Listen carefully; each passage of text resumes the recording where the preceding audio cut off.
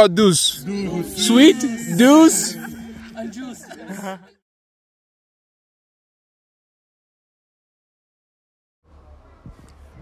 Lorsque vous allez sur le terrain pour récolter les semences, vous devez regarder la couleur des plantes.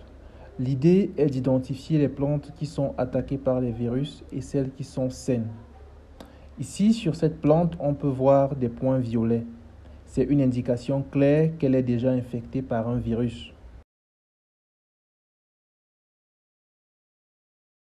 Donc, nous allons éviter ces lianes en prélevant le matériel de plantation, justement à cause de ces symptômes. Ensuite, nous allons sélectionner les plantes qui présentent des feuilles vertes. Une autre chose est que vous devez faire attention. Vous coupez 10 à 15 cm au-dessus du sol. L'objectif est d'éviter les charançons parce que ces derniers attaquent généralement les plantes à partir de la base où la plante est en contact avec le sol. Ensuite, vous divisez la liane en des boutures de 3 nœuds chacune. Vous comptez 1, 2, 3 et vous coupez.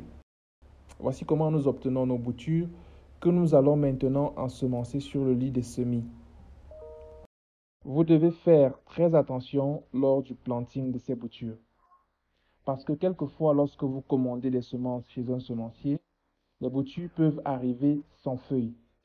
Ainsi, vous pouvez faire l'erreur de planter à l'envers. Donc, vous devez observer et regarder où se trouvent les nœuds ainsi que la position des bourgeons.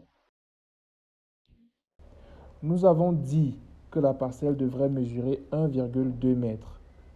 Pour semer, vous commencez à mettre la première bouture à 10 cm du bord du lit de semis. Ce lit ne peut prendre que 4 boutures.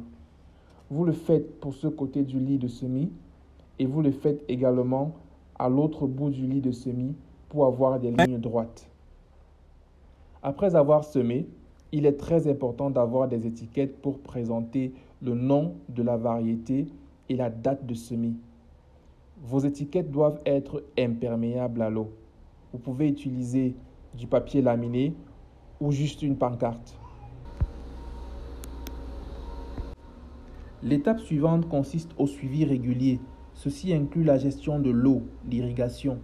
Vérifier s'il y a des plantes malades et les enlever. Les prochaines récoltes peuvent se faire tous les 30 jours, mais cela dépend de votre entretien, car si vous n'arrosez pas, cela prendra plus de temps pour germer à nouveau.